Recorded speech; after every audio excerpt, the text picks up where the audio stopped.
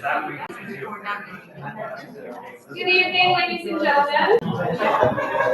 Hi, folks. I just wanted to take a moment just to thank you all for being here, and for those of you that are joining us remotely this evening. We do appreciate it. Thanks for braving the cold and the other conditions. Just a housekeeping rule, please. Reminder just to keep your face masks in place for the duration of the evening. And if you do need to take a little break at any time, you're welcome just to get up and make your way to the restrooms or into the hallway if you need to stretch at all. Families First is proud to welcome Christine McMillan. We have a close working relationship with Christine, and we're fortunate to be able to have her with us on a monthly basis as we host these seminars for you and for the public. Also, Christine is available if anyone does need private counseling. You're welcome to reach out to her. There is some contact information on the table. So thank you all and enjoy the evening. Thanks, Kate. Thank you so much. I want to thank Kate, Brianna, and Families First for continuing to offer these wonderful presentations. So aside from my private practice when I see people individually or families, I truly enjoy this format as well because it provides me an opportunity to share information to a larger number of people.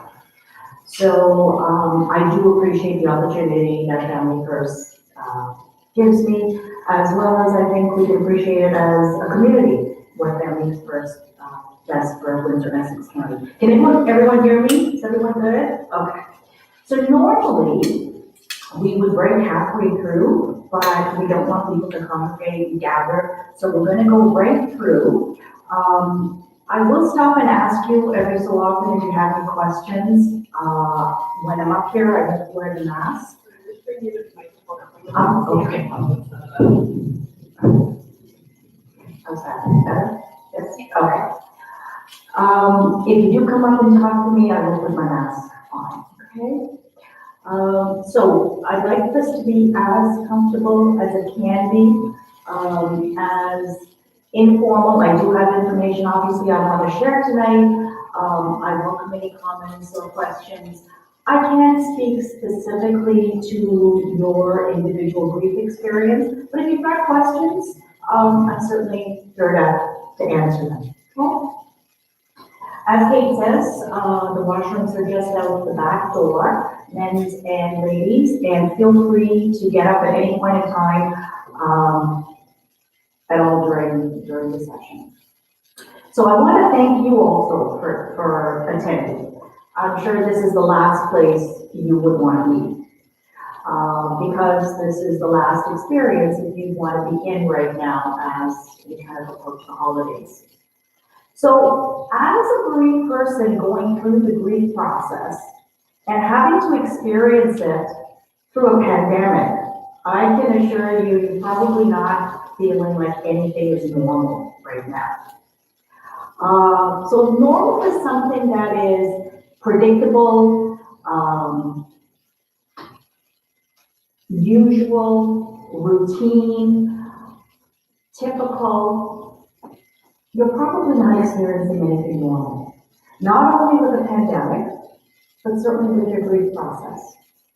I know 8 months now into the pandemic, I don't leave my house without my mask, my hand sanitizer. I expect sanitizers to be in any establishment I go into. I know what 6 feet sort of looks like. I know that I have the physical distance. I don't like it, but I know I have to adjust to it. We all have to adjust to it. I know I'm experiencing pandemic fatigue. I don't like it, but in order to continue living the best way I can, and hopefully safely, I have to adjust to it. Having said that, the grief process, the adjustment to the grief process is much longer and painful. So as the holiday season is approaching us, I can imagine that an acutely grieving person is telling themselves a story. And you're probably telling yourself a story over and over again. Something along the lines of, I'm not going to be able to do it. This is going to be too difficult. I can't be happy. I don't want anybody else to be sad, to be in my sadness. And these kind of variations of these stories play in a loop over and over and over again. It's that narrative that we tell ourselves when we're dreading something. I'm not going to be able to do it. It's going to be too painful. It's going to be bigger than me. But I'm going to offer you an alternative narrative. And what if gratitude was the door to which you could rewrite the narrative? So tonight, we're going to talk about making space for your grief, for your pain. Now, if you thought you would come here and hear me say you're not going to feel any pain, well, that's impossible. But you don't have to play that original narrative that it's going to be unbearable. You can experience your pain and hold it side by side with gratitude. And that way you can change the narrative a bit because the holidays are coming. And good mental health is not about pretending, for example, that the pandemic doesn't exist, although we know some groups of people choose to believe that. But good mental health is about bravely facing what is. And at the beginning, it is painful. It does take a lot of adjustments. And it's never as quick as we'd like it to be. Alan Wolfeld calls the pain that you're experiencing when you're acutely grieving as clean pain. That's pain that's normal and natural. When you choose to avoid the clean pain, you're then creating a situation where it can turn into dirty pain, which means the pain of grief plus anything else that you've chosen to do to avoid the pain. Then it becomes a little bit more trickier. Then you need grief therapy. So anybody that I see now whose loved ones have died recently, I'm counseling them. I'm providing them psychoeducation. They're dealing with clean pain. They're not avoiding their pain. So I thank you for coming here. And let's go through this together. And my hope is that you leave with a little bit more hope tonight.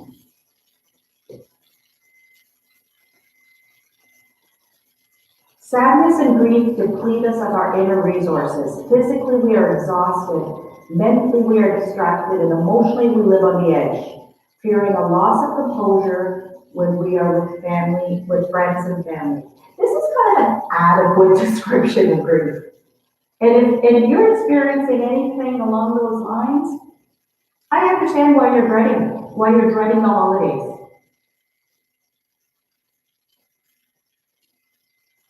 But grief also is unpredictable, very disruptive, and can be overwhelming. It's disruptive, first of all, because it's not your normal. It's not your routine. It's not what you can predict. It's overwhelming, as we're going to talk about tonight. It affects us on a lot of different realms. It's unpredictable because it's in charge. We're not in charge. Kind of like the pandemic, kind of like the virus. We have to submit to it. Not in a negative way. We just have to understand that it's bigger than us right now. But grief is also normal and natural. It's a process that happens when we're separated from something or someone that we value. Because it's based in love and attachment. You wouldn't be here if you weren't attached. We say grief is the cost of loving. John Bowlby,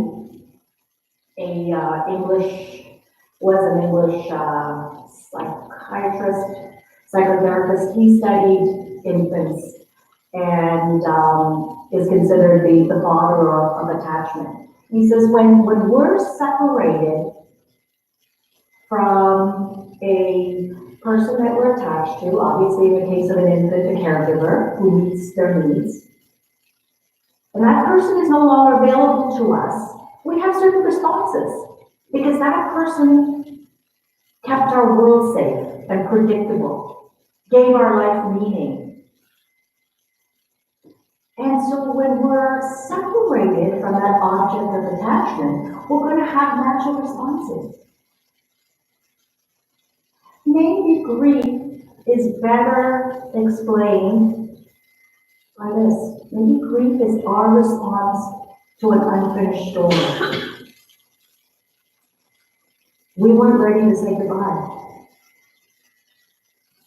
And when we're not ready to say goodbye, as human beings, we're going to have some level of a response. So let's have a look at how grief can affect us.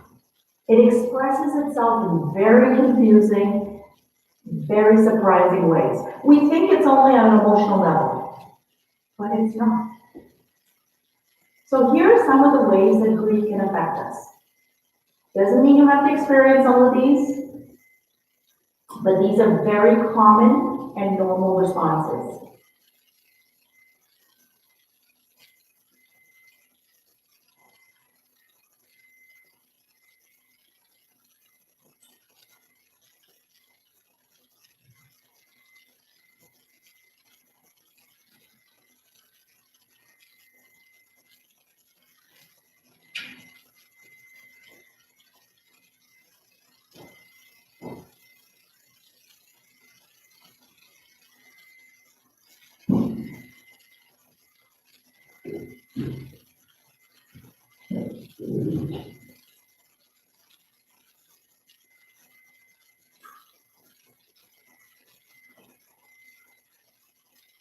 So once again, you don't have to experience all of these. But if you pick up some of these, they're actually normal. Now, what we want to see are these responses softening with time if you do your grief work, and we'll get to that in a moment. And we want to see them changing in shape and in intensity. But if you're experiencing these, and you're acutely grieving, which is soon after the death, not years and years later, this is okay, this is normal. This is how we automatically will respond after the death of a loved one. C.S. Lewis said, "No one ever told me that grief felt so like fear. I'm not afraid, but the sensation is like being afraid. The same fluttering in the stomach, the same restlessness, the yawning. I keep on swallowing. At other times it feels like being mildly drunk or concussed. There's a sort of invisible blanket between the world and me. I find it hard to take in what anyone says, or perhaps hard to want to take it in. It is so uninteresting. Yet, I want the others to be about me. I dread the moments when the house is empty. If only they would talk to one another and not me." Confusing, right? I want you, but I don't want you. I want to be alone, but I need people. But when people are here and they're talking to me and they're not actively grieving, I can't connect to them. And if you don't know that this is a normal process, part of the process, you're going to think you're going crazy. You're going to think you're losing your mind. So that's why I enjoy coming over here and talking about what's normal in the process.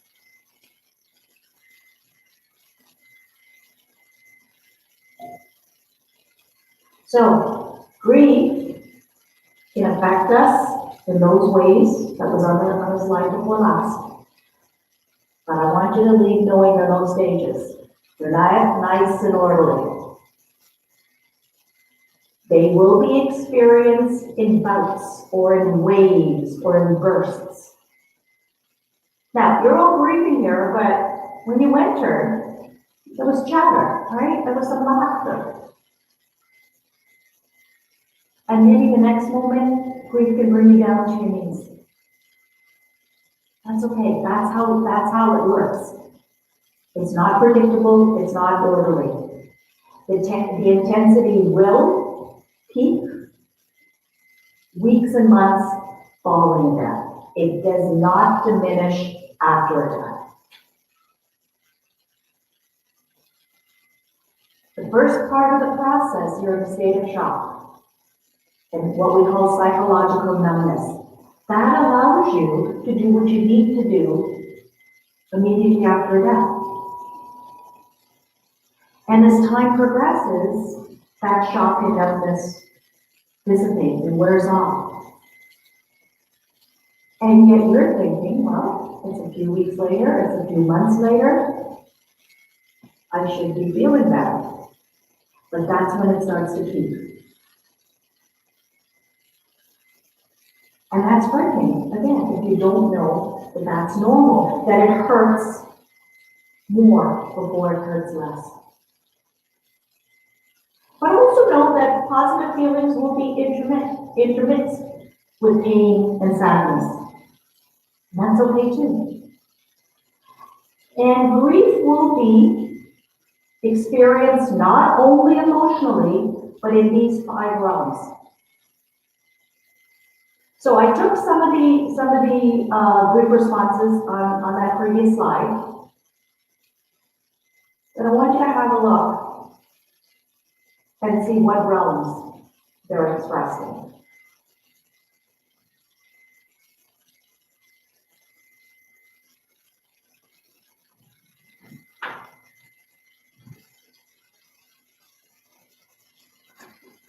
And once again, you don't have to experience all of this.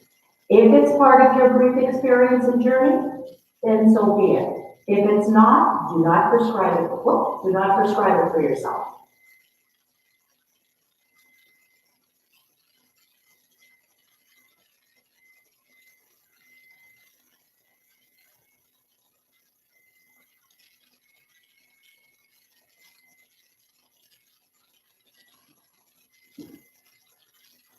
Because grief affects us on a physical realm, I do recommend that you get a full physical so that your physician has a baseline if you've got eating and sleeping disruptions, if you've got problems with your appetite, if you've got headaches, stomach aches. So we have kind of a baseline to make sure that if you are doing the grief work, those things should subside. So we want to eliminate any kind of organic issue, because grief is stress. Okay?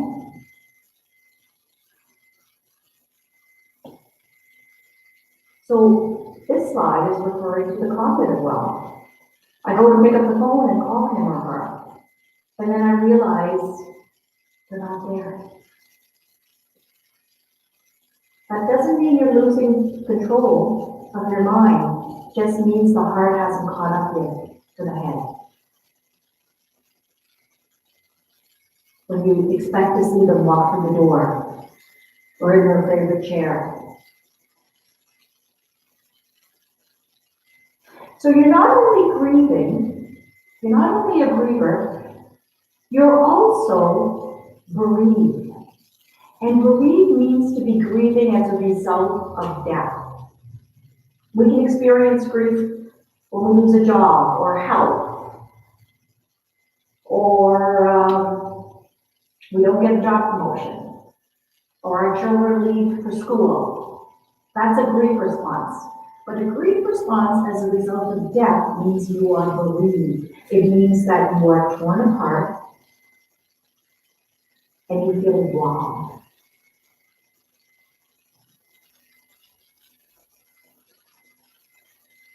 And you also have special needs. And so it's important for you to recognize those needs. You cannot do this on your own. You need other people to get you through this. And bereavement is widely recognized as one of life's most difficult and stressful experiences. And the expectation is that it triggers an instinctive grief response. We don't intellectualize our way through the death of a loved one. Well, we do need to keep our thinking online. We feel our way through it.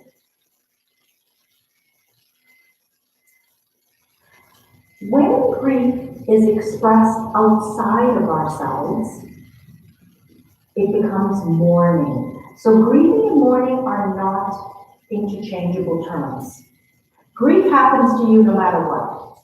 If you've got the capacity to attach, you are going to have some of those grief responses. But what you do and how you get through the process involves mourning.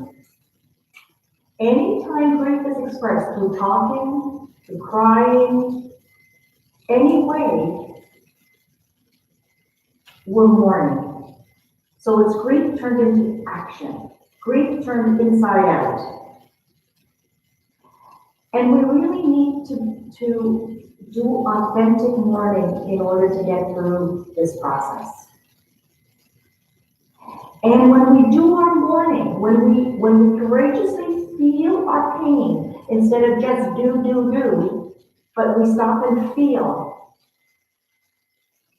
that pain softens and it changes. And we're better able to carry it going forward.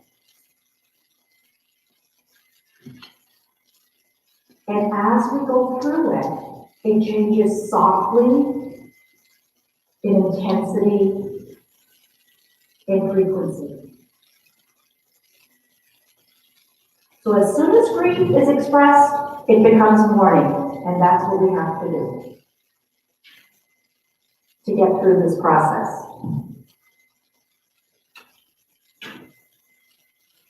And it is in telling the story of what happened over and over and over again that you are able to see and come to know the truth, the magnitude of what has happened. It's important to comb through the details, to relive the sights, the sounds, and the smells. Go ahead and ask, what if, and why didn't I, and if only.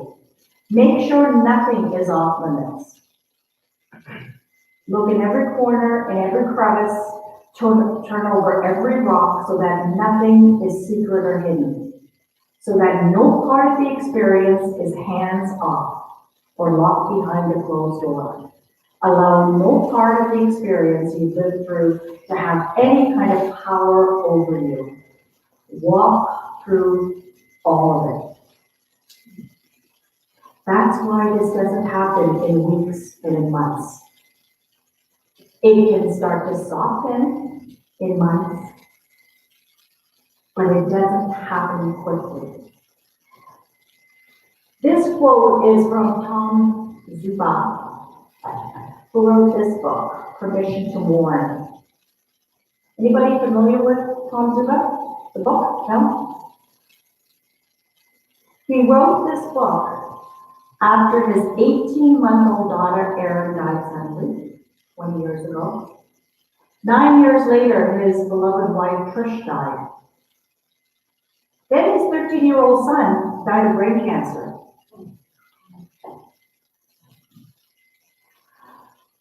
I bet you was just thinking about it. He's got a YouTube channel. I was just watching him yesterday.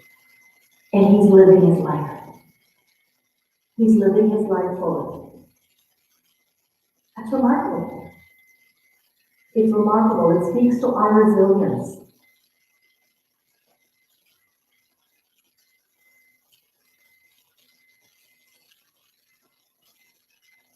So I try to hold it in, but I cry my eyes out.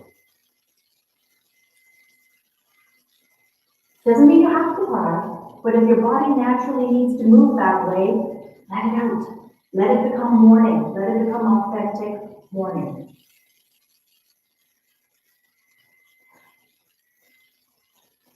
However, we don't do it because our culture isn't very tolerant of an expression of emotional pain. We're much better at dealing with physical pain. Although, we're not good at that either, right? The number of prescriptions and over-the-counter medications, but we understand that a little better. But we're very afraid and reluctant to show our vulnerability through our emotional pain. And yet it's a normal response. So we live in this hurry up and get well culture. We move you along. Are you over it yet? Are you back to work? How you doing? I'm good, I'm keeping busy. Don't fall into the trap of thinking keeping busy equates with doing well. So we're set up for this holiday season to experience, to imagine that Hallmark card, right? So we've got to keep it in. We've got to maintain control. So we've been given these messages. Don't feel, don't talk, don't trust, don't listen, don't think for yourself.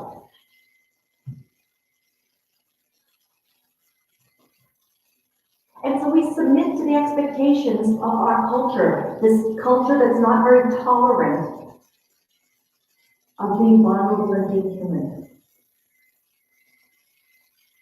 And so we feel we're abnormal when we can't control the pain.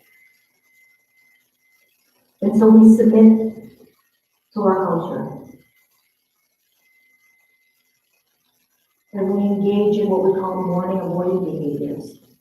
But I'd like you to consider after tonight writing your own script.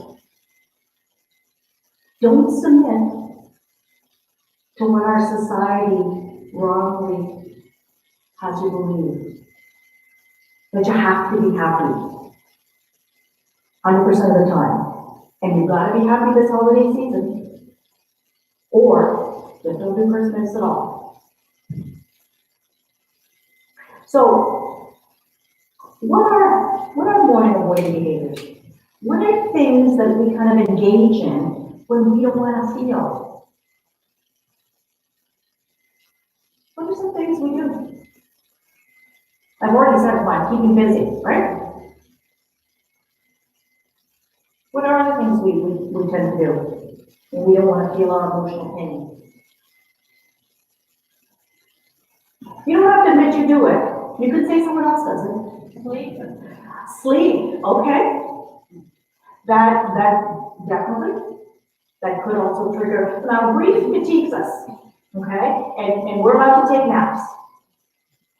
You have to kind of balance that because you got to watch it because you could then move into depression, right? Clinical. Now, you could have feelings that mimic depression, but you're not depressed during the grief process. But yes, that could be definitely not avoiding, trying to avoid the pain.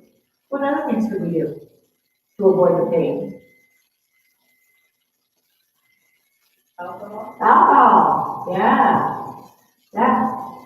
Just a little bit, just to take.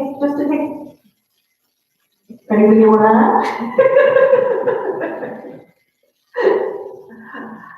Yeah, we don't want to feel.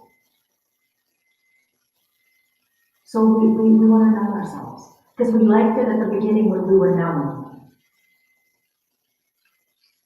Prescription drugs, recreational drugs, volunteering, working too much, retail therapy, continuously avoiding triggers, refusing to talk about your loved one, changing the subject when your loved one comes up. Anything where we don't courageously walk towards the pain is mourning, avoiding. When we say things like tears aren't going to bring them back, they wouldn't want us to feel this way. Well, I'd like to think when I die that my loved ones will cry a little bit, that they'll be a little upset that I'm no longer with them, at least initially. So we have to remember that if we engage in anything excessively, and if you be honest with yourself, then you're not moving in the right direction. We need to balance our pain and our grief with distractions, but not anything excessive. Sometimes we need to put our grief down and distract ourselves. But when that grief wave overcomes us, we need to have the courage to pick it up and to feel it and to give it an expression. And to know and to trust that you can sustain that moment of pain. So as I said, you have no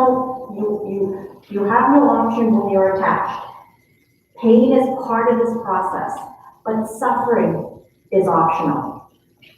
What you do with the pain is important. So maybe we need to adjust our expectations as we go into this holiday season, and maybe about the grief process in general. We'd like it to kind of go in a nice straight line. It doesn't. It's up and down and inside out and backwards, certainly at the beginning. Any questions? Comments? Anything you want me to review?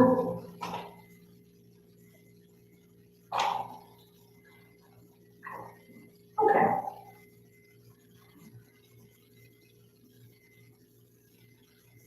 So, know that grief is going to ebb and flow. It's going to go up and it's going to go down. That's the naturalness of the process. Know that it's going to peak during this holiday season. Expect it to peak.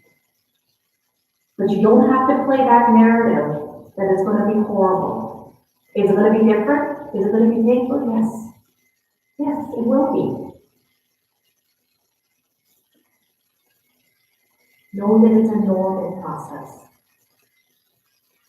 Anticipation is always worse than the day itself.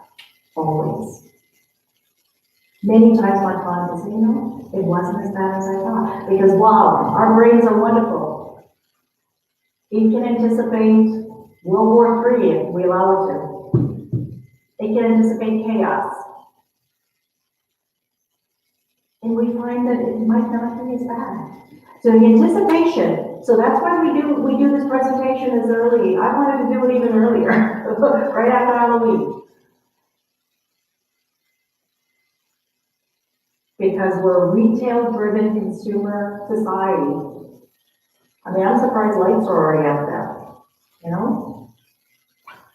in residential homes. I can understand the retail sector. But some of my neighbors have already put their trees up. And so, as a grieving person who's dreading this holiday season, you're reminded. There are triggers everywhere. It's almost like we're pushing up the season earlier and earlier. But anticipation is always worse. Resist the temptation to cancel.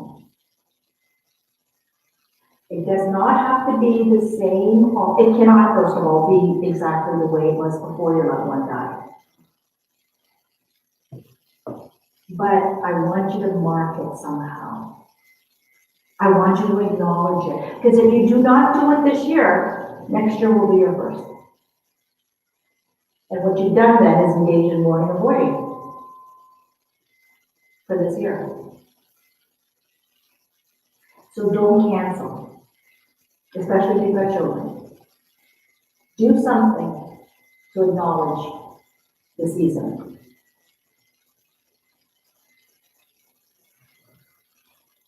Grief comes and goes, and I by no means have it figured out. It's a no-show when I'm expecting it, but it shows up in places and on days I never saw it coming. Sometimes it's brief, and other times it lingers for longer than I would like.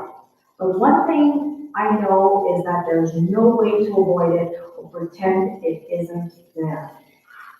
It's not the grief I want to avoid, it's the pain that it causes. Trying to avoid the sadness and loneliness only prolongs the grieving process. So I lean into it and get through it.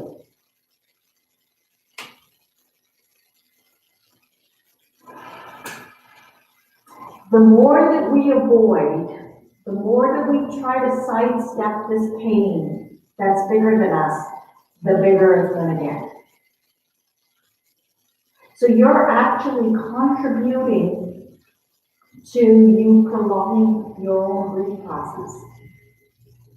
Because when we do our mourning, our acute grieving becomes what we call integrated grief, where it softens, it's tolerable, we can pick it up. It's not heavy. We learn to live with it the best way we can. But if we keep mourning, avoiding behaviors in place, you're working against the natural process of integrating the grief into our life.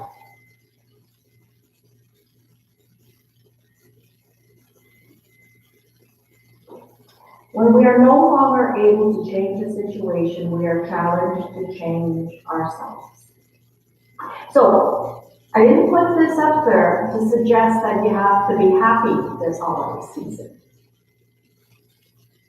Because that's impossible. You can't be happy and sad at the same time. They're two sides of the same coin, but you can't see both sides at the same time. You can be sad and you can be grateful. Dr. Viktor Frankl, spent 3 years in 4 concentration camps. He survived his parents, his brother, and his pregnant wife who perished. And if you want a book that's inspirational, this is a book, Man's Search for Meaning. So we can survive our tragedies. Okay. Any questions? Anything you want me to go over? No? Okay. So let's look at ways that you're going to get through this. First thing, set your intention. Change that narrative. I will get through this. And yes, I will feel the pain, but I will get through this. So an intention is a conscious decision of something that you want to experience. It's very similar and closely related to an affirmation. So set your intention to get through this. Not only this holiday season, but the process. You might not know what it's going to look like, but hold on to a little bit of hope that you're capable of it. And that, you know what, your loved one is worth it.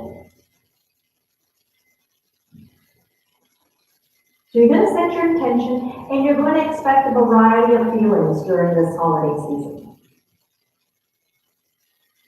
Don't prescribe sad 100% of the time. You may find yourself being present in a moment of peace or happy. That's okay. Allow yourself that.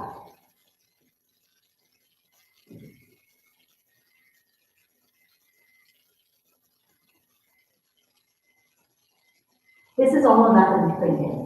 This is going to be the worst holiday. It's going to be painful.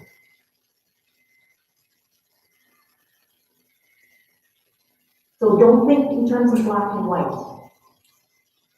Don't assume it's going to be absolutely horrible every single moment. Are you going to be in pain? And you're going to be helpful for them? Yeah. You're going to feel lonely? Yeah.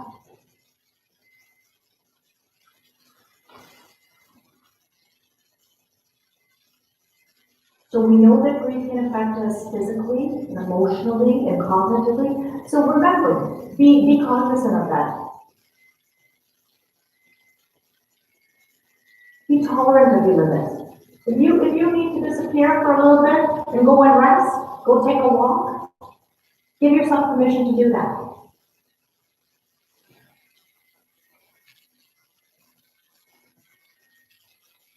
This is not going to be a Hallmark card Christmas, and it shouldn't be, even under the best of circumstances.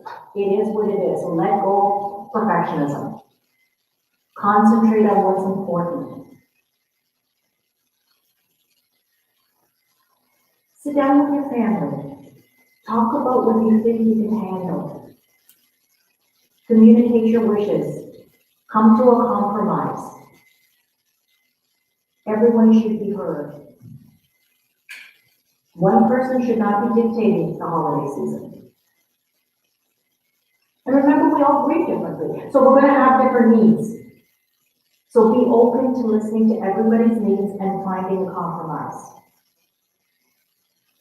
So I'd like you to think about what are some things that you think you can tolerate, you can handle.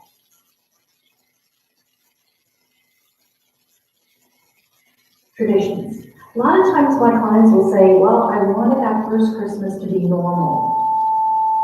Well, that's not possible. It can't be normal because he or she isn't there. So that's the first thing that we acknowledge.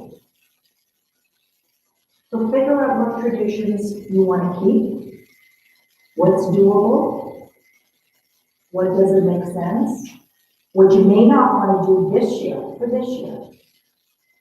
What are some traditions you might have to start?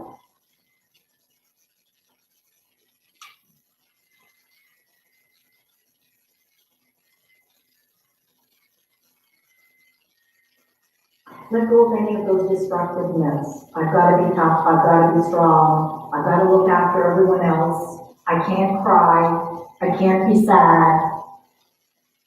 If you're sad, you're sad. If you're happy, if you find moments of peace, if you find something funny, cry, laugh. If you're sad, cry. Write your own narrative. Write your own script. We can't go through this alone. Remember I said to be bereaved means to be torn apart, robbed, and have special needs? Well, traditionally, it was we relied on community. We cried, we mourned, we wore black so that we elicited support from our fellow man, our fellow person. We don't do that. Certainly after 3 days or 4 days after the funeral. But we can't do this alone. It's not, we're interdependent. So whether it be professional, whether it be family, whether it be friends, whether it be a stranger you meet online at a support group, allow yourself to lean on other people to get through this. Otherwise, it can be an extremely lonely process. Resist the temptation to be alone, to hibernate during the holidays. That is the one thing that we do not, as mental health professionals recommend. Do not be alone. At the same time, it's okay to find moments of solitude because grief is a spiritual journey. And sometimes spiritually we need to withdraw. We need to reflect. And so find those moments of solitude, but stay connected. And refrain from comparing yourself or this year. And it's going to be difficult because the mind will naturally want to go there.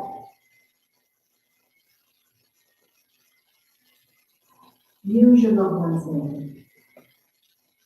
When you use their name, although I doubt we're going to be getting together with friends like we've done in the past, but when we're in the company of other people, when you use your loved one's name, you're actually giving them permission also to use their name. That you're not afraid to say Dave or Dan or Sue or Mary, my mother, my father, my brother, my sister. Open that door and invite the conversation. Be okay with no. Maybe it's no, not this year. I can't do Christmas dinner this year. Or I'll do Christmas dinner, but everyone has to pitch in. It's gonna be a buffet. Give yourself permission to be okay with that. It's not a no forever. It's a no for this year. What's within your control? Christmas is coming. Holidays are coming.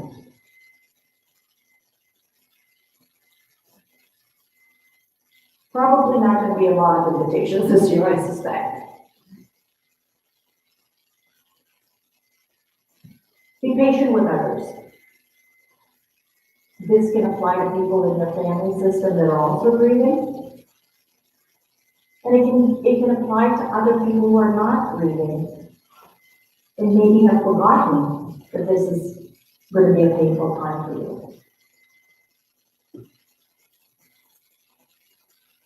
Attend to your spirit. Again, grief affects us on a spiritual level. Not necessarily religious, but on a spiritual level. And if spirituality or faith is part of your life, then pay attention to that, because we have to nurture that part of us as well, because grief affects that part of us.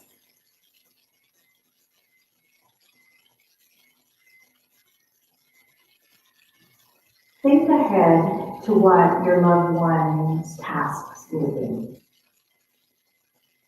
during the season. And give some thought to who's going to fill those tasks.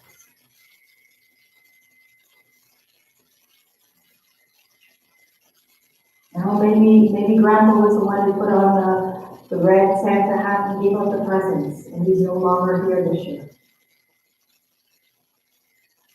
Assign somebody else to do that. It will probably be an honor.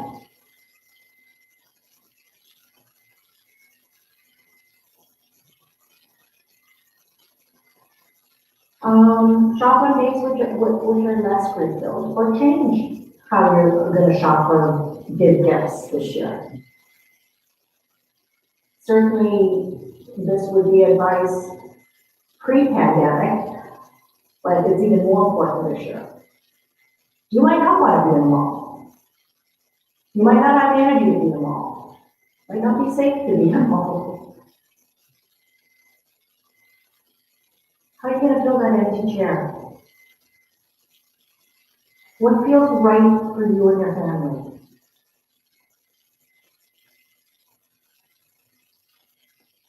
Maybe you can ask somebody to occupy that spot. Maybe you can reach out to somebody who is also having a difficult time with the death of your loved one.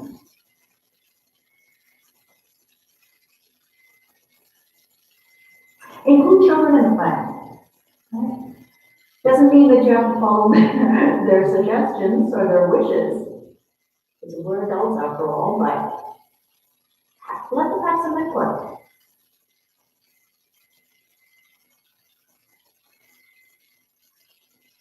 You have to practice self-care on the 5 Ls. At the best of times, we need to practice that when we're grieving, especially during the holidays, which can be so stressful.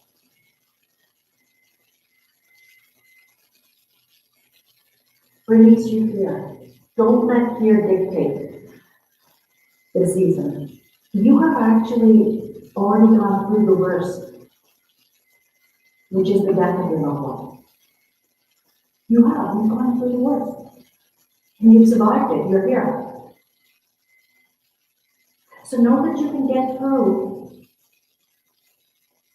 not only these next few weeks, but that day itself. Where, yeah, you're going to miss them more. But know that you can get through it.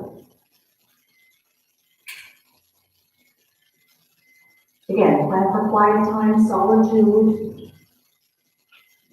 Build that into your self-care for that day or the weeks leading up to that day. Communicate that with your family. You know what? If I give you a sign, if I tell you I need a time out, I'm going to go lie down. I'm going to take a bath. I'm going to go for a walk. I'm going to meditate. I just need to ground myself. Decide what's important this year. Yes, again, hold your pain, but focus on what's important.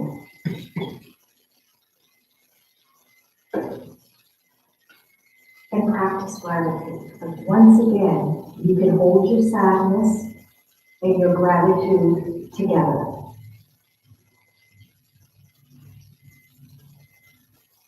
You can be grateful that you still have people in your life while still feeling the pain of the absence of your loved one. It's not meant to take away your pain and your feelings, but it is possible to experience both your sad and your gratitude. And above all, please be compassionate as you move through the holidays. Do what feels right to you, with the exception of avoiding the pain. Questions, comments, we're winding down. Nothing? Anything you want me to review? Okay. So, as Viktor Frankl said, in some ways, suffering ceases to be suffering at the moment it finds meaning. He believed that once an individual finds some form of meaning in their tragedy, they are somehow better able to cope with the pain. So let's look at some ways where we can acknowledge the pain, accept it because it's part and parcel of this experience, acknowledge their absence, but also find some meaning in this season. So this list is a culmination of things that clients have done that I practiced in my own life when I experienced life-altering grief experiences. Okay. So they may or may not speak to you. I'm sure one or two of them make sense to you, but fine, this is just to give you an idea of some things in order to help you to get through this, so that you can find some meaning in this season, even with the absence of your loved one. So the very first thing would be to acknowledge. Okay, the worst thing I hear when my clients say, you know, we got together for Thanksgiving or for Christmas and no one mentioned anything. No one acknowledged that they weren't here. That's far more hurtful and painful than acknowledging it. So if you have a family meal, have a moment of silence, a prayer, raise a toast, say their name.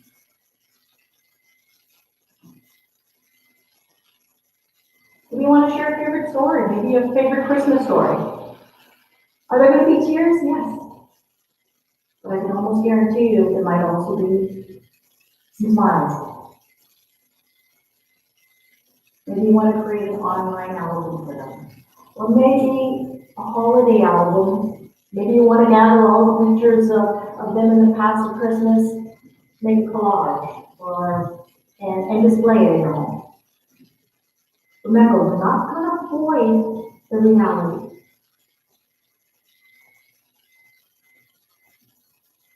Keep any meaningful traditions that link you to your loved one this holiday season. Was there something special that they loved, that they enjoyed, that you can continue?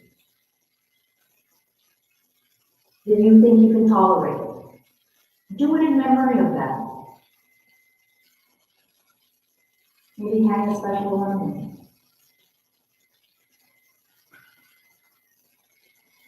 I know some families have another tree, and every year that's the tree, memory tree.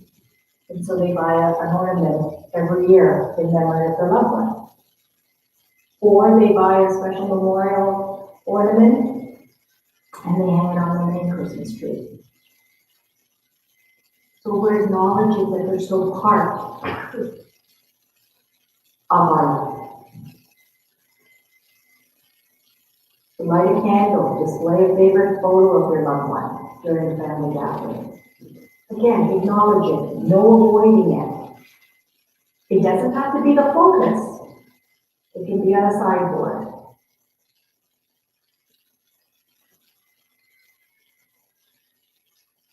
Hang your stocking.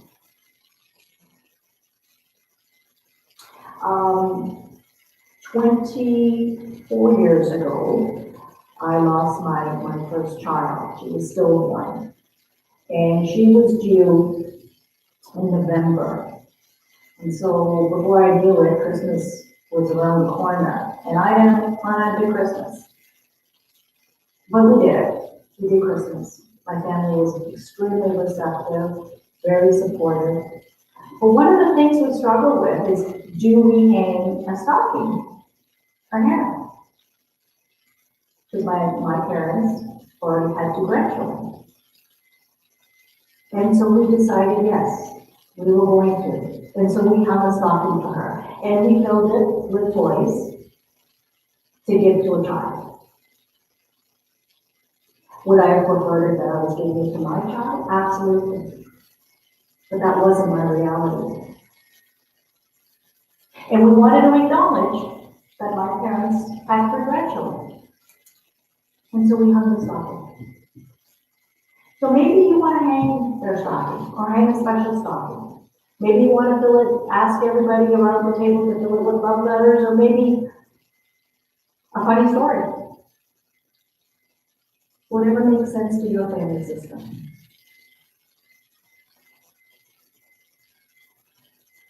Maybe you can find some time to reach out to somebody you've lost contact with and do it with the intention of loving your heart and in memory of your loved one.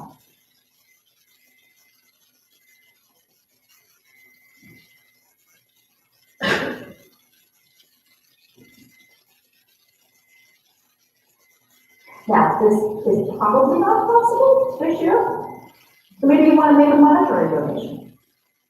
Maybe you want to donate blankets or clothing or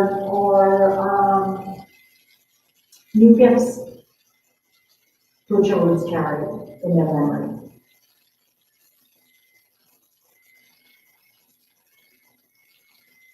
Adopt a family in their memory.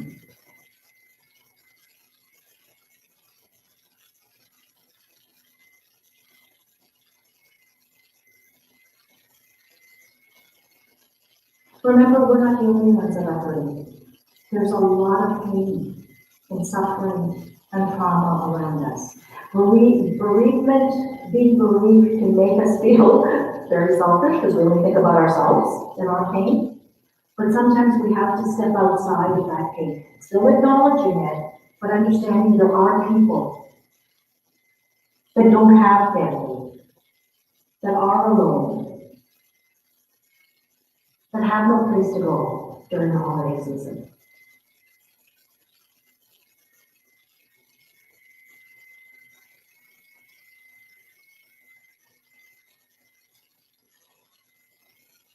In my family, after my mom died, it was a green beans almond bean. You guys probably know the story, right? Because you've been to a couple of my sessions. So I never learned how to make it. But that first Christmas, my mom died in June. That first Christmas was like, who's going to make the green beans almond bean? Luckily for us, my father's a good cook. And so we convinced him. And this was a recipe that was handed down from my great-grandmother. So we have to continue that tradition. So that Christmas, my father made green beans almond bean in memory of Mom. And we've done it every year since then. He's been gone 15 years. We do it every year, and now I've learned to do it. Because my dad, God bless his soul, was turned 88 last week. So I know I'll have to continue that tradition. So what was our favorite meal? Make that in honor of them. Maybe you want to create a new tradition because it can't be normal. What makes sense? What feels right to you and your family? What's the real reason? Whether you're a spiritual or religious person or not, what does this season mean to you?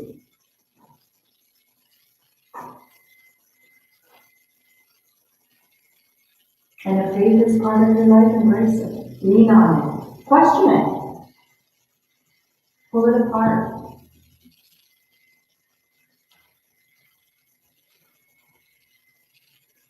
Allow yourself to be okay with experiencing small joys or small slivers of joy where you find yourself laughing or engaged in a conversation and feeling present and not necessarily wrapped up with your sadness. It's not a sign of disloyalty. It's a sign of being human, that we can't be in that darkness 24/7. It might feel like that, but we're not. We're not in that darkness all the time.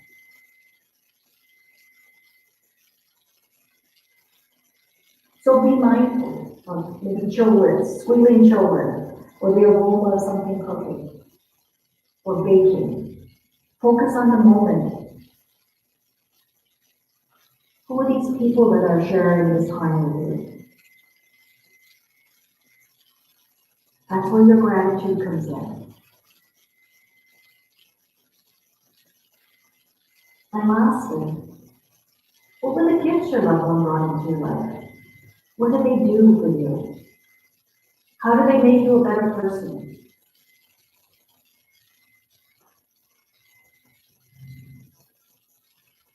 Think about who you'd be if they weren't in your life. Yes, you're hurting. For all my clients, when I ask them, would you have given up your time with your loved one in order not to feel the pain? Absolutely not. It was worth it.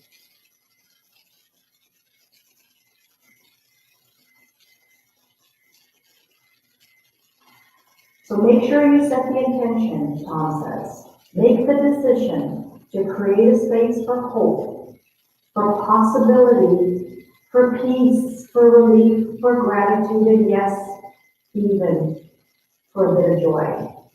Make sure that you keep that door open, even the tiniest bit. It does not have to be all or nothing. One feeling can sit right beside another feeling.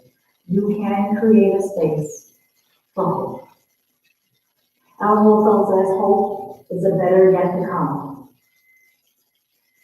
So if you're not sure what that's going to look like in your future, if it's not in focus, that's okay. That's also part of this journey.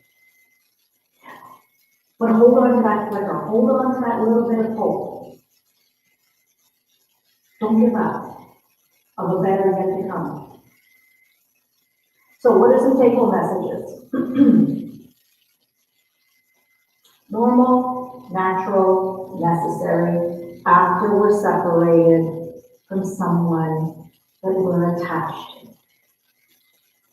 Don't derail the normal process by avoiding the pain. Your experience is unique as your fingerprint. Even if you're already the same person in the family system, it's going to be experienced slightly differently because our relationship with that person is different. So understand that, acknowledge that, be aware. Again, set your intention to get through this. Consciously set your intention. Find those who walk with you through this. There are going to be some people that will push and pull you through the process, will hold you back. Those people might be friends, those people might be family. Recognize that. But find the people that you can rely on that give you comfort, that will be there with you. in moments of pain and sadness as well as moments of peace. You must feel it. You don't have to cry, but you have to be able to access it and you have to release it in order to heal it. So we talk about accessing and getting it out. Somehow, some way, in a healthy way. Understand that the holidays are going to be difficult. I told you that at the beginning. Pain isn't optional, but how you tolerate it, how you handle it, is up to you. Simplify, please. No, not this year. No, can't take that on, but maybe we can do this instead.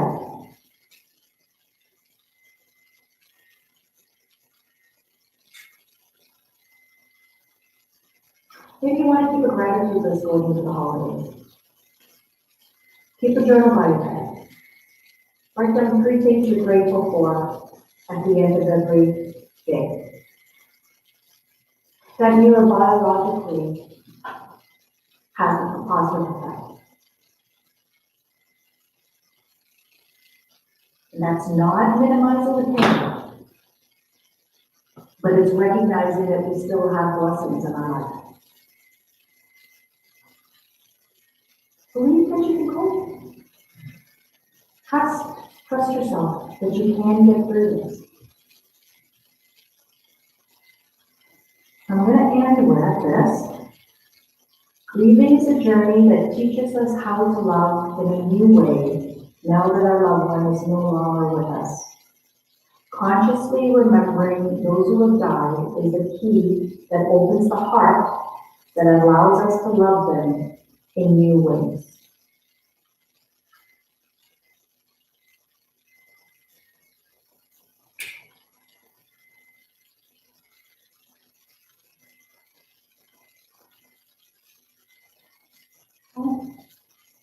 You're a quiet group. Any questions? Anything you want to ask me?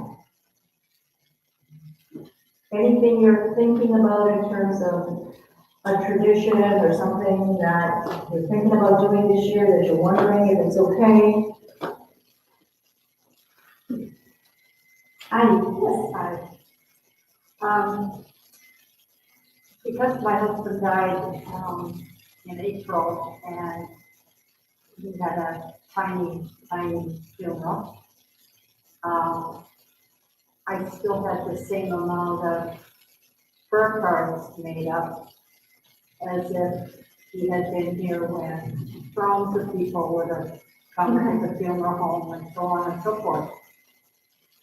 And my idea then, and I still have it, I think I can pull it off, is to send Christmas cards to all those people that would have been here if they could have. And I'm gonna put one of the prayer cards inside the Christmas card.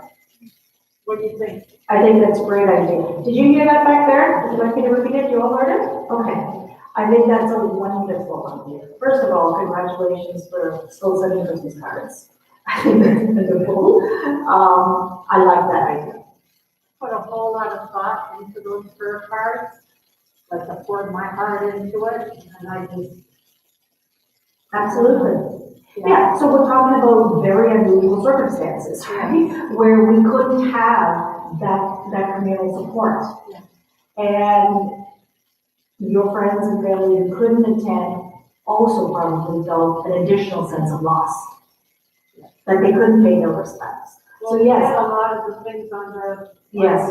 virtual, but that didn't give anybody something to hold in their hand. That's right. You know? And that's also a sign of mourning, right? Remembrance. So I think that's a wonderful idea. Okay, good. I love that. Yeah.